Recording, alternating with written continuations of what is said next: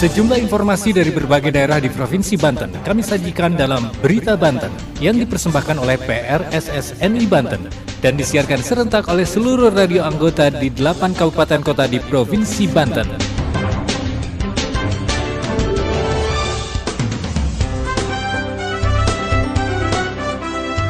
Anda kembali bersama kami di Berita Banten PRSSNI Banten edisi hari ini, Selasa 22 November 2022. Sejumlah informasi dari berbagai wilayah di Provinsi Banten kami hadirkan kembali untuk Anda yang disiarkan serentak oleh seluruh radio anggota di 8 kabupaten kota di Provinsi Banten.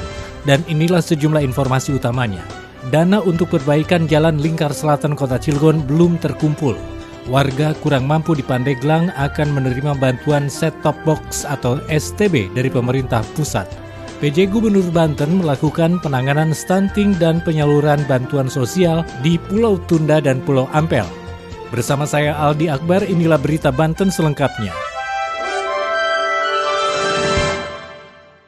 Pendengar, sebanyak 66.573 warga kurang mampu di Pandeglang akan menerima bantuan set-top box atau STB dari pemerintah pusat melalui Kementerian Komunikasi dan Informatika atau Kemenkominfo. Saat ini pihak kementerian sudah menerima data hasil verifikasi dari Pemkab Pandeglang. Data tersebut nantinya akan menjadi dasar pemberian bantuan STB bagi warga kurang mampu di Kabupaten Pandeglang. Pemberian bantuan tersebut akan langsung dilakukan Kemenkominfo melalui Dinas Pemberdayaan Masyarakat dan Pemerintahan Desa atau DPMPD. Laporan selengkapnya Tukma Daulay dari Radio Angkasa Pandeglang. Sebanyak 66.573 warga kurang mampu di Pandeglang akan menerima bantuan set-top box atau STB dari pemerintah pusat melalui Kementerian Komunikasi dan Informatika atau Kemenkominfo. Saat ini, pihak kementerian sudah menerima data hasil verifikasi dari Pemkab Pandeglang. Kepala Bidang atau Kabid Informasi Publik pada Dinas Komunikasi Informatika Sandi dan Statistik atau Diskominsantik Kabupaten Pandeglang, Heriana saat ditemui pada hari Senin 21 November 2022 mengatakan pengajuan bantuan itu berasal langsung dari pemerintah pusat karena menjadi program utama dalam menyambut era digitalisasi. Usulan bantuan STB diberikan oleh Kemenkominfo yang datanya diambil dari Kemendagri di bidang Ditjen Capil P3KE atau percepatan pensasaran penghapusan kemiskinan ekstrim. Heriana menerangkan, setelah diverifikasi oleh Pemkab Pandeglang, data tersebut nantinya akan menjadi dasar pemberian bantuan STB bagi warga kurang mampu di Pandeglang. Pemberian bantuan itu akan langsung dilakukan Kemenkominfo melalui Dinas Pemberdayaan Masyarakat dan Pemerintahan Desa atau DPMPD Kabupaten Pandeglang. Heriana melanjutkan puluhan ribu STB itu nantinya akan dikirimkan oleh pemerintah pusat melalui kantor pos dan diserahkan kepada semua desa. Setelah itu, pemerintahan desa yang menyerahkan kepada para warga. Dikonfirmasi terpisah, anggota Komisi 1 DPR RI Rizky Aulia Rahman Natakusuma mengatakan pembagian STB tersebut merupakan program dari pemerintah pusat agar masyarakat Pandeglang bisa ikut serta dalam perubahan digitalisasi pertelevisian. Rizky mengingatkan Pemkab agar bantuan tersebut diberikan kepada masyarakat yang membutuhkan dan kurang mampu. Tujuannya agar warga yang tidak memiliki TV digital bisa merasakan dan tidak tertinggal perkembangan informasi. Dari 98,9 FM Angkasa Radio Pandeglang, Tukma Daulay mengabarkan untuk Berita Banten. Kita beralih ke Cilegon, pendengar, dana untuk perbaikan jalan jalur lingkar selatan atau JLS Kota Cilegon dari kalangan industri hingga saat ini belum terkumpul. Pemkot Cilegon telah meminta kalangan industri untuk memberikan dana bantuan untuk perbaikan JLS. Perbaikan juga akan dilakukan oleh tim perbaikan jalan yang terdiri dari beberapa kalangan industri yang nantinya diawasi oleh Dinas PUPR Kota Cilegon. Berikut laporan Denis Setiawan dari Radio KIS FM Cilegon.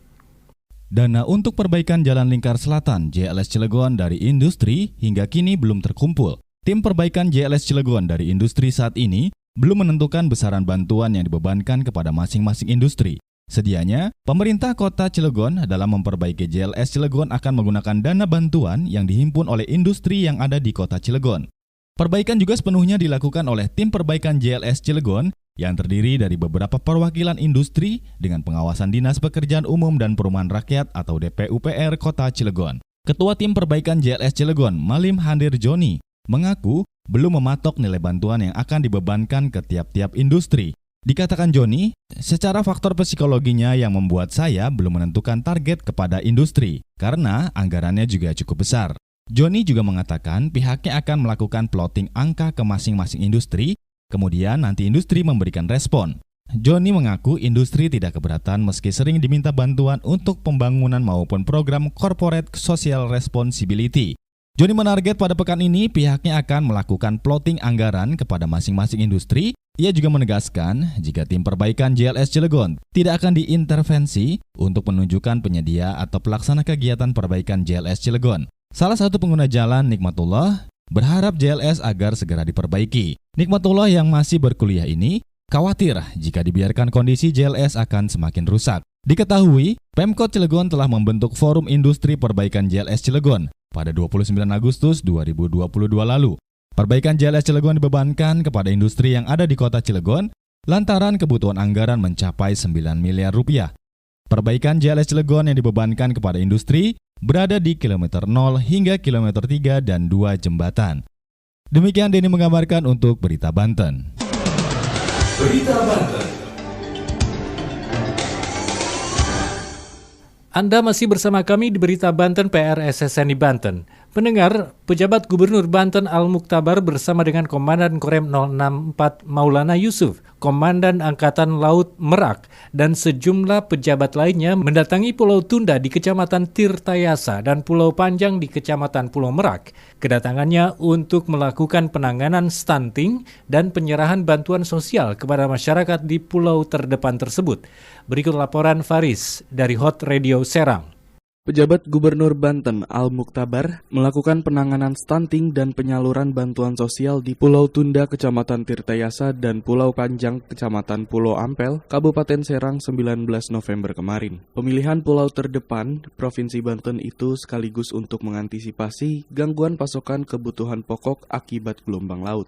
Al-Mukhtabar datang bersama Komandan Korem 64 Maulana Yusuf, Brigjen TNI Tatang Subarna, Komandan Pangkalan Angkatan Laut Merak Kolonel Laut Dedi Komarudin, dan pejabat lainnya. Al-Mukhtabar juga memantau penyaluran bantuan BLT BBM Provinsi Banten tahun 2022. Karena tidak ada ATM, penerima membawa buku tabungan dan dilayani oleh petugas Bank Banten. Kepala Dinas Ketahanan Pangan Provinsi Banten Aan Muawanah mengungkapkan, bantuan beras perlindungan sosial di Pulau Tunda disalurkan kepada 406 kepala keluarga, sedangkan di Pulau Panjang disalurkan kepada 941 orang kepala keluarga, masing-masing 10 kg. Penyaluran di Pulau Tunda dan Pulau Panjang merupakan penyaluran pertama bantuan beras perlindungan sosial kepada 45.540 kepala keluarga di Provinsi Banten. Bantuan dari unit pengumpulan zakat Basnas Pemprov Banten yang disalurkan untuk anak kurang gizi sebesar 1,5 juta kepada 30 anak. Bantuan guru ngaji dan marbot sebesar 500.000 kepada 30 orang. Bantuan usaha 1 juta kepada 21 orang. Beasiswa SD 300.000 kepada 30 anak. Beasiswa SMP 500.000 kepada 20 anak. Serta beasiswa SMA 750.000 kepada 10 anak. Faris Hot Radio Serang mengabarkan untuk Berita Banten. Demikian sejumlah informasi yang telah kami sajikan untuk Berita Banten kali ini. Saya Aldi Akbar, sampai jumpa. Terima kasih Anda telah mendengarkan Berita Banten yang dipersembahkan oleh PRSSNI Banten.